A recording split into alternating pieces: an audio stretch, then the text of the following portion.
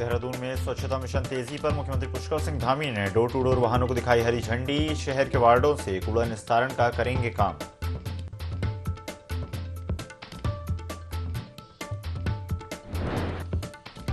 कपकोट में मुख्यमंत्री पुष्कर सिंह धामी ने किया रोड शो। कार्यकर्ताओं ने किया जोरदार स्वागत। कई योजनाओं का किया शिलान्यास और लोकार्पण।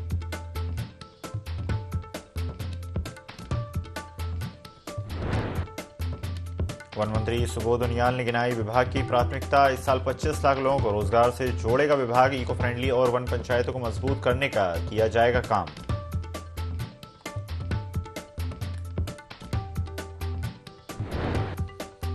हिट एंड रन के नए कानून के खिलाफ बस ट्रक ड्राइवरों की हड़ताल जारी। ट्रांसपोर्ट सिस्टम हुआ ठप। चक्का जाम के कारण यात्री परेशान।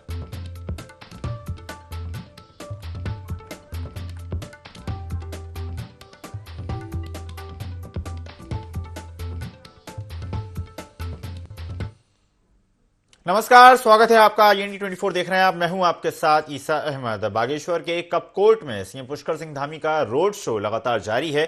सीधा रुख करेंगे बागेश्वर का।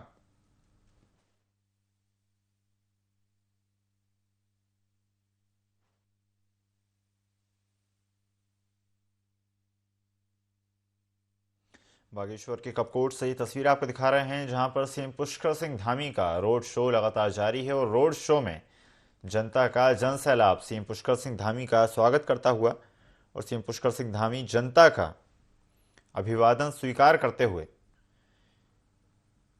सीएम पुष्कर सिंह धामी का बीजेपी कार्यकर्ता और बड़ी संख्या में आमजन स्वागत करते हुए जनता के बीच सीएम पुष्कर सिंह धामी कपकोट से तस्वीर आपको दिखा रहे हैं, जहां पर सीएम पुष्कर सिंह धामी का भव्य रोड शो लगातार जारी है, जिसमें हजारों की संख्या में लोग मौजूद हैं और इस बीच छतों से महिलाएं और बच्चे पुष्प वर्षा करते नजर आ रहे हैं। सीएम पुष्कर सिंह धामी के स्वागत में बड़ी संख्या में जनता सड़कों पर मौजूद है।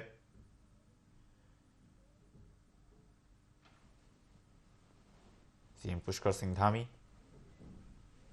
कपकोट में कार्यकर्ताओं का, आम जनता का अभिवादन स्वीकार करते हुए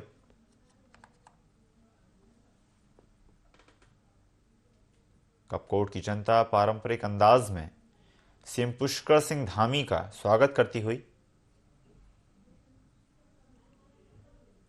रोड शो के दौरान नाचते गाते आम नागरिक सीएम पुष्कर सिंह धामी का पारंपरिक अंदाज में स्वागत करते हुए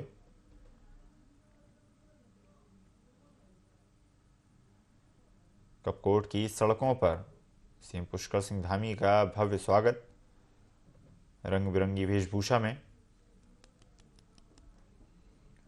और इस दौरान सीएम पुष्कर सिंह धामी की सुरक्षा में तैनात सुरक्षाकर्मी मोर्चा संभालते हुए बागेश्वर के कपकोट से ही तस्वीरें आपको दिखा रहे हैं, जहां पर CM Pushkar Singh Dhami road show में शामिल हैं और बड़ी संख्या में बागेश्वर और खास तौर से कपकोट की जनता सीएम पुष्कर सिंह धामी का स्वागत करती हुई घरों से सीएम पुष्कर सिंह धामी के ऊपर पुष्प वर्षा करती कपकोट की जनता और सीएम पुष्कर सिंह धामी भी जनता का अभिवादन स्वीकार करते हुए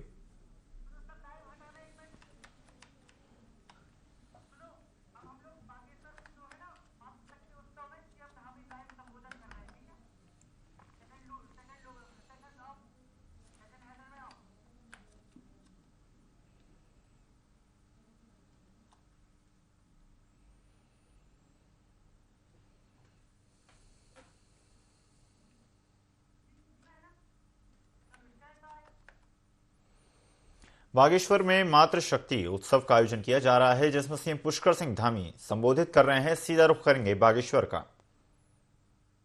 उसको भी जो है आगे हम अपनी घोषणाओं में सम्मिलित करके जल्दी से जल्दी उसको भी मूर्त रूप देने का काम करेंगे, उसको भी धरातल पर उतारने का काम करेंगे। हमारे गौरियाल जी कह रहे थे एक पुल का निर्माण करना है, उसको भी मैं लेके जा रहा हूँ। मैं पढ़ नहीं रहा हूँ, मुझे याद है, राम सिंह तोरंगा जी भी बैठे हैं यहाँ पे, हमारे प्रमुख लोग भी बैठे हैं, मुझे याद है इंदर भाई, सारी चीजें और कुछ घोषणाएं जो जनपद बागेश्वर के स्तर पर होनी है। एक नशा हमारे समाज में, हमारे आने वाली पीढ़ी में बिल्कुल जहर की तरह घुलता जा रहा है, जहर की तरह लग गया। इस नशे से हमको मुक्ति पानी है, इसलिए एक नशा मुक्ति केंद्र, इसकी स्थापना जनपद बागेश्वर में की जाएगी। मैं इसकी घोषणा करता हूं। बागनाथ मंदिर बागेश्वर के संग्रहालय में 90 प्रतिमाओं की प्रतिस्थापना का कार्य किया जाएगा। बदियाकोट कर्मी तलाई में 100 एमटी गोदाम तथा आवासीय भवन का निर्माण कार्य किया जाएगा। विधानसभा कपकोट के क्षेत्रगत सामुदायिक स्वास्थ्य केंद्र कपकोट को अपर जिला चिकित्सालय बनाया जाएगा, क्योंकि यहाँ पर पूरे क्षेत्र का बहुत दबाव रहता है। हमारी ईजा बेड़ी है, सबको इसकी जरूरत होती है। इसके साथ साथ सामा के मल्टी लेवल पार्किंग का निर्माण भी सामा में किया जाएगा। जनपद बागेश्वर में भराड़ी में मल्टी लेवल पार्किंग का निर्माण कार्य किया जाएगा। अन्य भी हमारे जो प्रस्ताव हैं उन सभी को जल्द से जल्द पूरा कराने के लिए और आदर्श उत्तराखंड बनाने के लिए हमारा जनपद बागेश्वर आदर्श बने। ये बाबा बागनाथ की भूमि है, ये हमारे तमाम प्रकार के देवी देवताओं का स्थान है। मैं उन सभी देवी देवताओं को नमन करता हूँ, आप सबको प्रणाम करता हूँ। इतनी बड़ी संख्या में आप सब पधारे हैं। अंत में इस भव्य आयोजन के लिए हमारे जिला प्रशासन की, हमारे जिलाधिकारी अनुराधा पाल जी का, हमारे एसएसपी साहब का, एसपी साहब का, पूरे जनपद के सभी अधिकारियों का, कर्मचारियों का, आए हुए सभी माताओं, बहनें, बड़ों, बुजुर्गों, नौजवानों का सबका धन्यवाद करते हुए एक सरयू के मूल स्थान को पर्यटक स्थल के रूप में बनाया जाएगा। हमारे विधायक जी कह रहे हैं, मैं इसकी भी घोषणा करता हूं। एक बार फिर से आप सभी का हृदय की गहराइयों से धन्यवाद करते हुए इस भव्य आयोजन के लिए बधाई देते हुए अपनी वाणी को विराम देता हूं। बहुत बहुत धन्यवाद। बहुत बहुत धन्यवाद माननीय मुख्य अतिथि महोदय। सीएम पुष्कर सिंह धामी को आप सुन रहे थे। बढ़ते हैं खबरों में आगे। मुख्यमंत्री पुष्कर सिंह धामी कपकोट के दौरे पर रहे, जहां उन्होंने मातृशक्ति उत्सव का उद्घाटन करने के साथ ही कई योजनाओं का शिलान्यास और लोकार्पण किया। इस दौरान सीएम धामी ने कपकोट ब्लॉक से केदारेश्वर मैदान तक रोड शो किया। रोड शो में मुख्यमंत्री धामी के साथ अजय टम्पटा और विधायक पार्वती दास के साथ ही कपकोट के विधायक सुरेश गड़िया भी मौजूद थे। वहीं सीएम धामी ने जनसभा को भी संबोधित किया।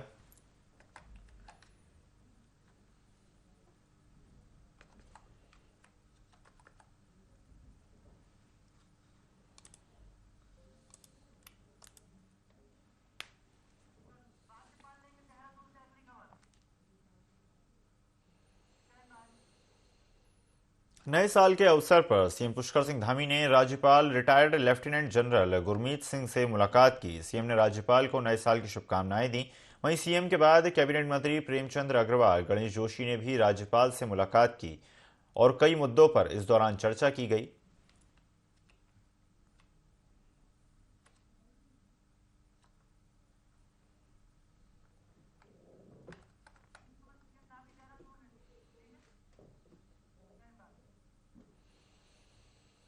सीएम पुष्कर सिंह धामी ने अपने कैंप कार्यालय से स्वच्छ भारत मिशन के तहत 58 डोर वाहनों को हरी झंडी दिखाकर रवाना किया। इस दौरान शहरी विकास मंत्री प्रेमचंद अग्रवाल, कैबिनेट मंत्री गणेश जोशी, सांसद नरेश बंसल सहित कई विधायक व पूर्व मेयर सुनील उनियाल गामा भी मौजूद रहे। शहरी विकास मंत्री प्रेमचंद अग्रवाल ने कहा कि देहरादून नगर निगम ने स्वच्छता को लेकर बेहतर कार्य किया है और जिस तरह से 58 डोर टू डोर वाहन रवाना किए गए हैं, इससे स्वच्छता के क्षेत्र में बहुत बड़ा लाभ मिलेगा।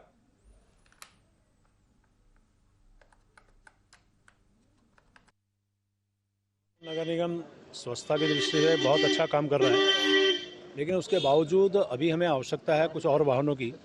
स्वच्छ भारत मिशन के अंतर्गत 58 डोर टू डोर वाहन आज माननीय मुख्यमंत्री जी के द्वारा उनको रवाना किया गया। हमारा प्रयास है कि जिस प्रकार से माननीय हमारे यशस्वी प्रधानमंत्री आदरणीय मोदी जी का बहुत ड्रीम प्रोजेक्ट है कि हम अपने हर क्षेत्र को जहाँ हम रहते हैं उसको स्वच्छ रखें, साफ रखें, उसी दिशा में आज लोगों में जागरूकता भी बढ़ी है, स्वच्छता भी है। पहली बार उत्तराखंड को 7 स्वच्छता में पुरस्कार मिले थे। इस बार भी हम कोशिश करें कुछ अच्छा हम लोग करें। तो आज जिस प्रकार से 58 डोर टू डोर वाहन रवाना किए गए, मैं उम्मीद कर रहा हूँ इससे बहुत बड़ा लाभ स्वच्छता की दृष्टि से। लोकसभा चुनाव को लेकर भारतीय जनता पार्टी पूरी तरह से तैयारियों में जुटी है। भाजपा प्रवक्ता वीरेंद्र बिष्ट का कहना है कि जिस तरह से भाजपा ने 3 राज्यों में पूर्ण बहुमत की सरकार बनाई है और जितने भी राज्यों में चुनाव हुए हैं उसमें बीजेपी को लगातार जीत मिली है। साथ ही उन्होंने कहा कि लोकसभा चुनाव में भाजपा की तैयारी संगठनात्मक रूप से काफी मजबूत है। पीएम मोदी द्वारा किए जा रहे कार्यों को जन जन तक पहुंचाने का काम किया जा रहा है और प्रदेश सरकार की योजनाओं का भी लाभ उत्तराखंड की जनता को मिल रहा है।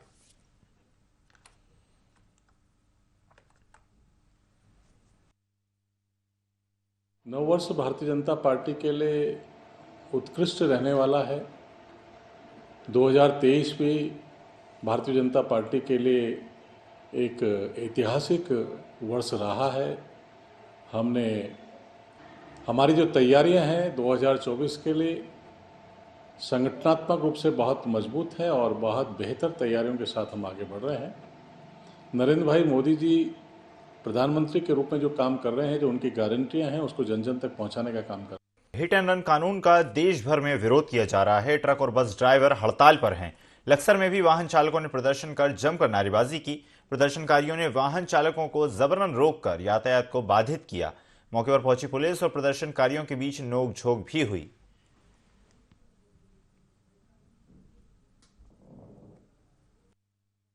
जो कानून बनाया है ये गलत है, ये सभी के लिए गलत है, हमारे लिए नहीं।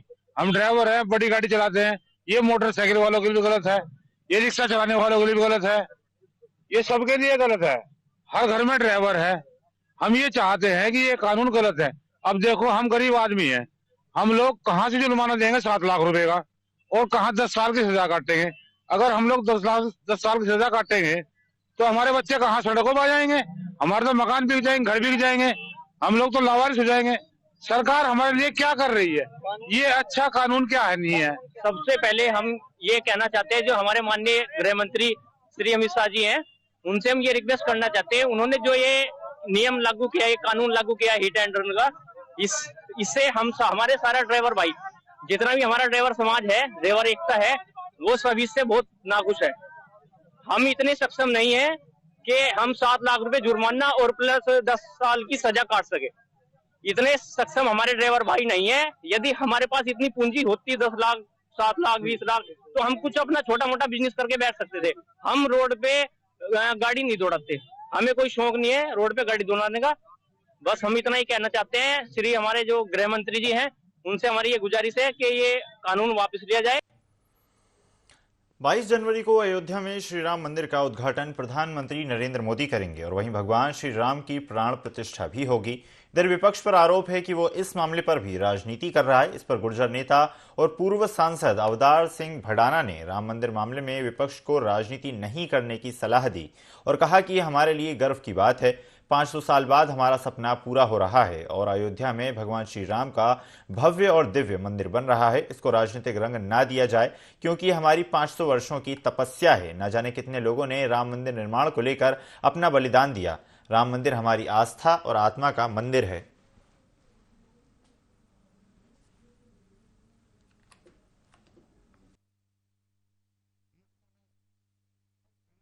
500 वर्षों के बाद एक सपना जो था मंदिर का पूरा होने जा रहा है। कोई राजनीतिक रंग ना दिया जाए। ये हमारी 500 वर्षों की तपस्या है। न जाने कितने लोग इसमें कुर्बान हो गए हैं, कितनी बड़ी कुर्बानियां हैं। तो इससे बड़ी खुशी की बात क्या हो सकती है कि वो हमारी आत्मा का मंदिर है, वो हमारी आस्था का मंदिर है। जनपद उत्तरकाशी का सिउड़ा गांव जनपद मुख्यालय से महज 3 किलोमीटर की दूरी पर है और इतने पास होने के बाद भी पिछले 40 सालों से यहां के लोग रोजमर्रा की जरूरतों को लेकर परेशानियों का सामना करना पड़ रहा है। अपना जीवन यापन करने के लिए परेशान हैं। मुख्यालय और गांव के बीच लोगों द्वारा अस्थायी पुल बनाया जाता है जो बारिश के सीजन में बह जाता है, जिससे लोगों को आने जाने में परेशानियां होती हैं। और इस समस्या को लेकर गाँव वालों ने प्रशासन से भी मदद की गुहार लगाई है, लेकिन अभी तक कोई समाधान नहीं किया गया।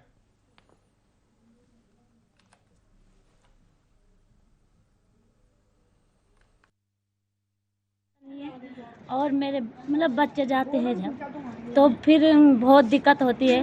एक दिन मेरा बच्चा यहाँ रास्ते से आया, वो अपने आप थोड़ा सा मतलब गिरने वाला था, पता नहीं किसने बचाया, भगवान ने। प्लीज़ आप लोग सब हमारी मदद करो, भगवान यही विनती है हमारे आपसे। जो हमारा दुख देखेगा हम उसी को देखेंगे। सब लोग आते हैं यहाँ कि हमें वोट दो, पर कोई भी हमारी सुनवाई नहीं करते हैं। गाँव की महत्वपूर्ण समस्या है रास्ते की। हमने कई बार प्रशासन से निवेदन किया कि हमारे रास्ते की व्यवस्था की जाए। गंगा जी के सामने हमने गांव के सभी लोगों ने इकट्ठे होकर पुल लगा रखा है। यहाँ से कई दुर्घटनाएं हो चुकी है। एक बार एक लड़का उससे गिर के उसकी मृत्यु हो गई थी। बड़ी मुश्किल से एक लड़की को हमने बचाया।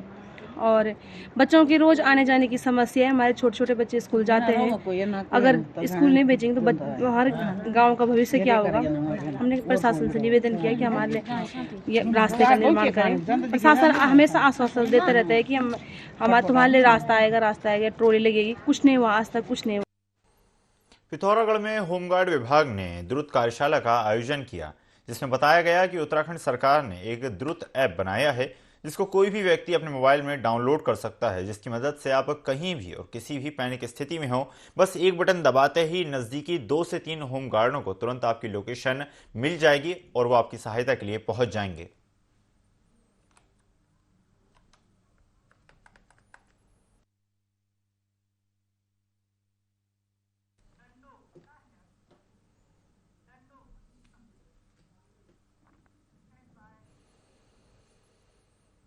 अयोध्या में रामलला की प्राण प्रतिष्ठा समारोह को लेकर जोशीमठ में उत्साह का माहौल है। भगवान श्री राम जन्मभूमि तीर्थ क्षेत्र समिति ग्रामीणों को अक्षत भेजकर आमंत्रित किया जा रहा है। डांडो गांव में भी महिला मंगल दल ने भजन कीर्तन संध्या का आयोजन कर पूजित अक्षत का वितरण कार्यक्रम किया। इस दौरान ग्रामीणों को भगवान श्री राम का चित्र और निमंत्रण पत्र दिया गया।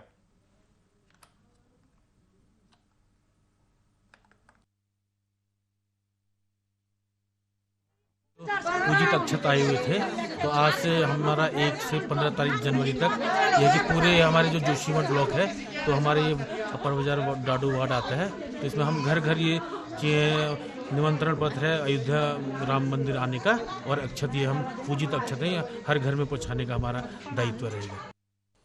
चंपावत जिला मुख्यालय में राम मंदिर प्राण प्रतिष्ठा को लेकर भव्य शोभा यात्रा का आयोजन किया गया। इस दौरान महिलाओं ने कुमाऊनी पारंपरिक परिधानों में सज धज कर यात्रा को सफल बनाने में अपना सहयोग दिया।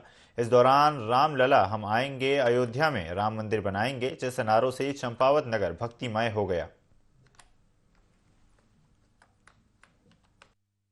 वर्षों बाद वो अवसर हमारे पास आया है कि हम अपने रामलला को अयोध्या में विराजमान होता हुआ देखेंगे। इसी के सापेक्ष में जो विश्व हिंदू परिषद जिन्होंने ये पूरी जिम्मेदारी लिया कि हर भारत के हर हिंदू परिवार तक का अक्षत चित्र असीके के रूप में पहुंचाना है और उनको ये न्योता देना है कि वो परिवार एक बार अपनी जिंदगी में अयोध्या में श्री राम जी के दर्शन करे। इसी के लिए हमने आज एक भव्य शोभा यात्रा का आयोजन किया था। भारतीय किसान यूनियन द्वारा प्रदेश स्तर पर लक्सर में 4 महिलाओं और 1 पुरुष पदाधिकारी की नियुक्ति कर संगठन में विस्तार किया गया। इस दौरान भारतीय किसान यूनियन के राष्ट्रीय महासचिव नितिन चौधरी ने कहा कि महिलाओं को नेतृत्व देकर उनके संगठन में अब मातृशक्ति का अभाव भी खत्म हो गया है। किसान नेताओं ने इस दौरान सरकार से शीघ्र गन्ने का समर्थन मूल्य घोषित करने और आपदाग्रस्त क्षेत्र में बिजली बिलों सहित कृषि कार्ड पर ब्याज सहित माफी की मांग भी उठाई और शीघ्र मुख्यमंत्री से प्रतिनिधि मंडल द्वारा मुलाकात करने की बात कही। तो वहीं किसान संगठन भी मांगे पूरी नहीं होने पर एक बड़े आंदोलन की चेतावनी देता नजर आया।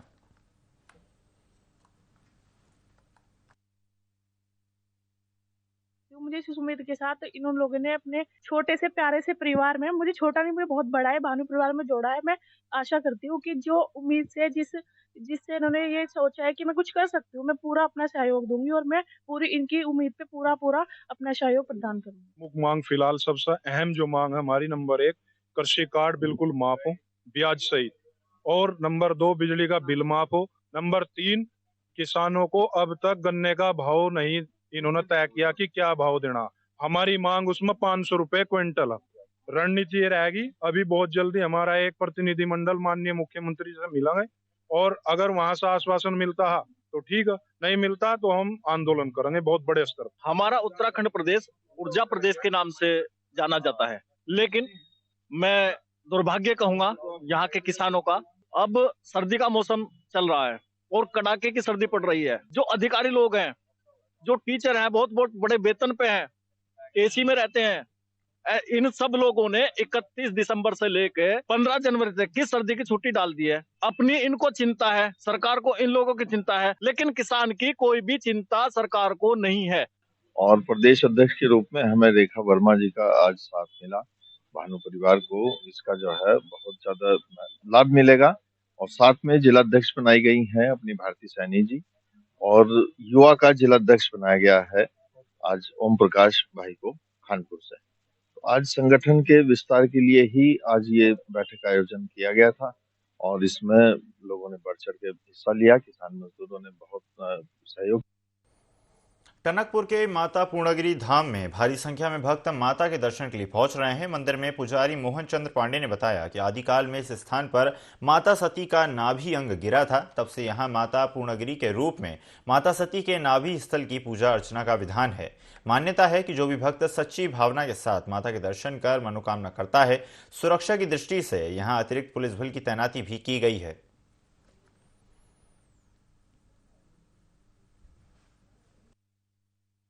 साल आते हैं और हम ये चाहते हैं हमारे साल की जो शुरुआत हो मंगलमय हो, तो इस उपलक्ष्य में हम लोग यहाँ पर आते हैं और माता से अपनी जो भी गलतियाँ होती हैं साल की वो माफ़ी मांगते हैं उसकी, और उनसे ये कहते हैं कि हमारा आने वाला जीवन मंगलमय हो। दर्शनार्थियों में बड़े उत्साह के साथ दर्शनार्थी आ रहे हैं और उम्मीद है कि कम से कम 30 से 40 हज़ार तक के श्रद्धालु यहाँ पहुँचने की उम्मीद है, ताकि पूर्णागिरि के दरबार में अपनी मनोकामना पूरी करने के लिए और माता से मन्नतें मांगने के लिए आते हैं।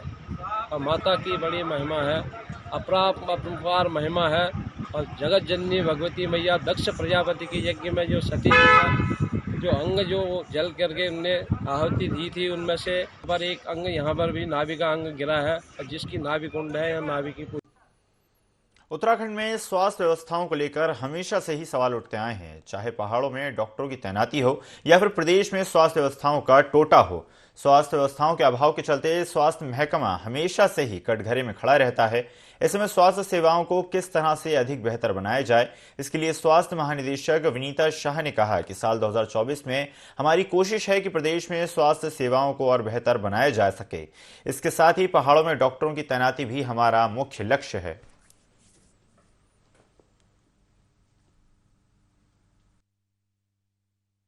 सालों में अपनी व्यवस्थाएं सुदृढ़ करेंगे और हमारी कोशिश रही है कि जो जो कमियां हैं वो उनको पूरा करें और स्पेशलिस्ट की भर्ती हम करें और उसमें और भी विकल्पों पर विचार। इस बुलेटिन में फिलहाल इतना ही। खबरों का सिलसिला लगातार जारी है। बने रहिए IND 24 के साथ। नमस्कार।